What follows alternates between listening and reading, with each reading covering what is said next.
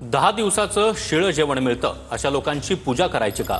तक्रार करूनही कळत नसेल तर आमच्या स्टाईलनं उत्तर द्यावं लागेल.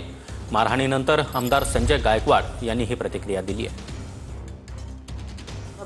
पॉलिथिनमध्ये वास घेतला, तो इतका घाणेरडा वास होता आणि मग मला ते सहन झालं नाही की वारंवार अशा प्रकारे आमदार या ठिकाणी राहतात आणि त्यांना असं जेवण देतं. महाराष्ट्रातून अनेक कार्यकर्ते येतात, शेतकरी येतात, अधिकारी येतात, सगळ्यांसोबत तर ठीक आहे, पण आमदारांसोबत असं होतंय.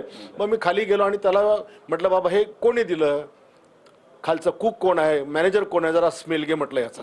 आणि ज्यावेळेला त्यांनी स्मेल घेतला, त्यांनी सांगितलं, साहेब बहुत गंदा स्मेल आहे बोले. म्हटलं हे खाऊ घालणार तू आम्हाला?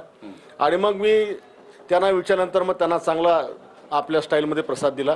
कारण मराठीत सांगून ऐकलं नाही, हिंदीत सांगून ऐकलं नाही, इंग्रजीत सांगून ऐकलं नाही. त्याच्यामुळे मग शेवटी जीवनाशी आपल्या जर कोणी खेळत असेल तर मी तर मग काय सोडत नसतं.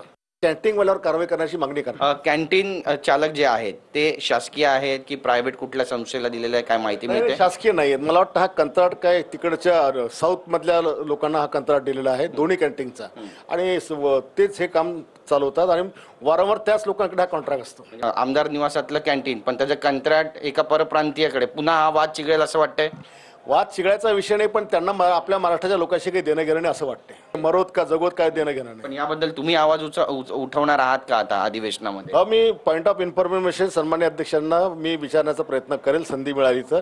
आणि ही गोष्ट आमदाराच्या जीवाशी खेळणारी आहे, जीवाला धोका निर्माण करणारी आहे, म्हणून त्यांनी दखल घ्यावी असं